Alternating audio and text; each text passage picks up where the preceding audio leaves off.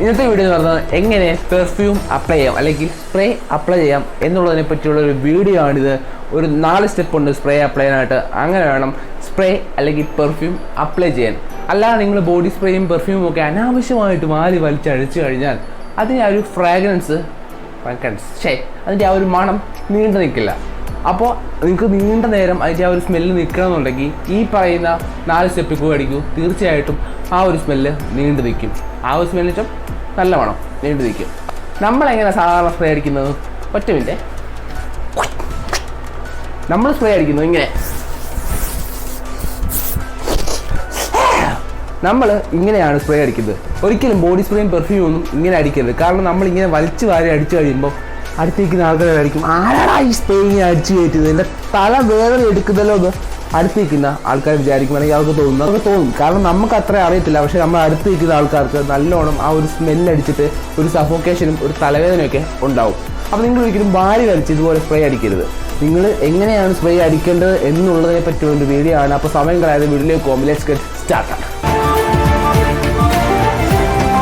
ആദ്യത്തെ സ്റ്റെപ്പ് എന്ന് പറയുന്നത് നമ്മൾ കുളിക്കണം. നമ്മൾ തീർച്ചയായിട്ടും സ്പ്രേ അടിക്കുന്നതിന് മുന്നേ നമ്മൾ കുളിച്ചിരിക്കണം. സ്പ്രേ അടിക്കാൻ വേണ്ടി മാത്രമല്ല കുളിക്കേണ്ടത്. നമ്മൾ പുറത്തോട്ട് പോവാണ് അല്ലെങ്കിൽ നമ്മുടെ ഡെയിലി റൂട്ടീനാണ് നമ്മൾ കുളിക്കുക എന്നുള്ളത്. കാരണം നമ്മുടെ ശരീരത്തിലെ ജെംസും കാര്യങ്ങളൊക്കെ ഡെയിലി അല്ലെങ്കിൽ ഓരോ മണിക്കൂറിനനുസരിച്ച് ഇങ്ങനെ കൂടിക്കൊണ്ടിരിക്കും. കാരണം നമ്മുടെ ശരീരം വേർത്ത് കഴിയുമ്പോൾ നമ്മുടെ ശരീരത്തിലെ ജെംസ് കൂടും. പിന്നെ നമ്മൾ പുറത്തൊക്കെ പോയി കഴിയുമ്പോൾ പൊടിയൊക്കെ അടിച്ചു കഴിയുമ്പോഴും നമ്മുടെ ശരീരത്തിലെ ജെംസ് കൂടും. ഇങ്ങനെ നമ്മൾ കുളിക്കാതെയൊക്കെ നമ്മൾ സ്പ്രേ എടുത്ത് അടിച്ചു കഴിഞ്ഞാൽ ആ ഒരു സ്പ്രേയുടെ കറക്റ്റായിട്ടുള്ള എഫിഷ്യൻ്റ് ആയിട്ടുള്ള ഗുണം നമുക്ക് കിട്ടത്തില്ല. അപ്പോൾ നിങ്ങൾ എപ്പോഴും സ്പ്രേ അടിക്കുന്നതിന് മുന്നേ കുളിക്കുക. നമ്മുടെ നാട്ടിലൊക്കെ കുളിക്കാതിരിക്കുമ്പോഴാണ് സ്പ്രേ അടിക്കുന്നത് അല്ലേ.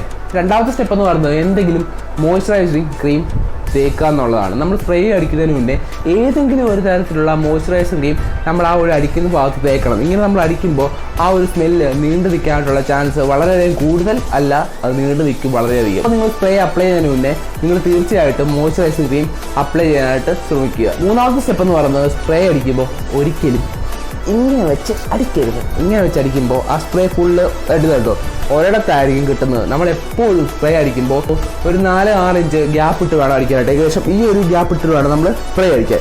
ഇങ്ങനെ അടിക്കുമ്പോൾ ആ ഒരു സ്പ്രേ നല്ല രീതിക്ക് പടരും. ഒരിക്കലും ആ ഒറ്റ പോയിന്റ് മാത്രമായിരിക്കത്തില്ല ആ ഒരു സ്പ്രേ പടരുന്നത്. പിന്നെ നിങ്ങൾ എപ്പോഴും സ്പ്രേ അടിക്കുമ്പോൾ ഒരുപാട് ചെറുത് അടിക്കാൻ പക്കം അടിക്കരുത്. എപ്പോഴും ഒരു മിനിമലായിട്ടുള്ള എമൗണ്ട് വേണം നിങ്ങൾ സ്പ്രേ അടിക്കുക. പിന്നെ അടിച്ച് ഒരിക്കലും ഇങ്ങനെ റബ്ബും ചെയ്യാൻ പാടില്ല. സ്പ്രേ അടിച്ചു കഴിഞ്ഞാൽ അവിടെ വെച്ചേക്കണം. നാലാമത്തെ പോയിന്റ് എന്ന് പറയുന്നത് അപ്ലൈ ഓൺ പൾസ് പോയിന്റ്. അതായത് നമ്മുടെ ബോഡി എപ്പോഴും ചെറിയൊരു വാം ഹീറ്റ് നിലനിർത്തുന്ന ചില ഭാഗങ്ങളൊക്കെ ഉണ്ട്.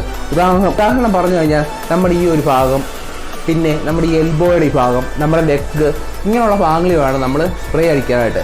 നിങ്ങളൊരു ബോയ് ആണെന്നുണ്ടെങ്കിൽ ഈ സ്ക്രീനിൽ കാണുന്ന ഭാഗങ്ങളിലൊക്കെ സ്പ്രേ അടിക്കുക. അതായത് റിസ്റ്റ്, ലെഗ്, എൽബോയ്, ബാക്ക് എന്ന് പറയുമ്പോൾ നമ്മുടെ ഈ ഒരു കഴുത്തിൻ്റെ പുറകുവശത്ത് വേണം നമ്മൾ സ്പ്രേ അടിക്കാനായിട്ട്. നിങ്ങളൊരു ഗേളാണെന്നുണ്ടെങ്കിൽ സ്ക്രീനിൽ കാണുന്ന ഈ ഭാഗത്തൊക്കെ അടിക്കുക. ബിഹൈൻഡ് ദ നെക്ക്, റിസ്റ്റ്, പിന്നെ നമ്മുടെ നീസ്, പിന്നെ വയറ്റ് ഭാഗത്ത് സ്പ്രേ അടിക്കാവുന്നതാണ്. അപ്പോൾ ആ ഒരു സ്പ്രേ അടിക്കുന്ന പ്രോപ്പർ വേ ഇതൊക്കെയായിരുന്നു. വീഡിയോ ഇഷ്ടപ്പെട്ട് കഴിഞ്ഞാൽ ചാനൽ സബ്സ്ക്രൈബ് ചെയ്യുക. അഡിയോസ്.